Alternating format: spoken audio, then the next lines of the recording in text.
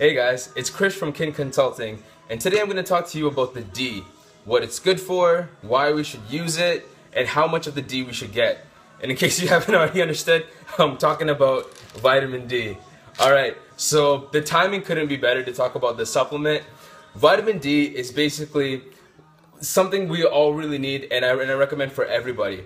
Our body naturally breaks it down from cholesterol, so once we go outside, UV light will hit our skin, and it basically turns cholesterol into vitamin D, which is going to help our body absorb calcium and other nutrients back into bone. So that way we're not weak, we're not brittle, we're not walking around and just falling apart. So that's one good use for vitamin D, is it helps with bone. That's probably the most common use.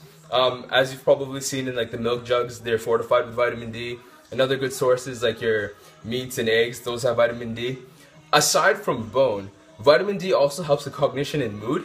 It's why when we enter the season, we tend to get all those random days where we just feel kind of depressed. It's actually a disorder which they call a seasonal affective disorder, and it stands for SAD, coincidental. So vitamin D can kind of help you not feel as sad if you're lacking vitamin D.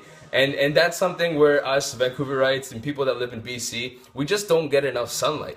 Now, mood is definitely a big thing, having it help with bones. And they actually found that people that are deficient in testosterone, if they take vitamin D, it helps bring them back from deficient back to baseline. So that's definitely a good use of vitamin D as well.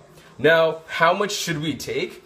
The RDA, which is recommended daily allowance, is 400 to 800 international units.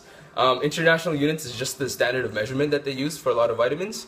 And that's way underdosed. Even the researchers, people involved with nutrition know that's way underdosed. So the actual recommendations are for the United States, it's 2,000 IU, and for Canada, it's 4,000.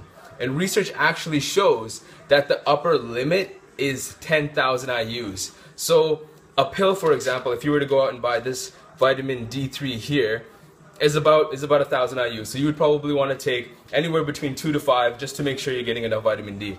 Now, that's in a some pretty much basic sense what vitamin D is. Our body synthesizes it from cholesterol. We need it from UV light, but supplementing with it can definitely help us that don't get enough sunlight. So it'll help boost up your mood, it'll help with your bones, and it can help with testosterone. And there's a whole bunch of other things as far as helping with cancer, hypertension, and heart disease. So definitely go and pick up some vitamin D. If you have any other questions about any other supplements that you'd like me and the team to kind of go over, or any questions overall, just leave a comment, like, share, subscribe, anything. It'll definitely help out. Alright guys, peace.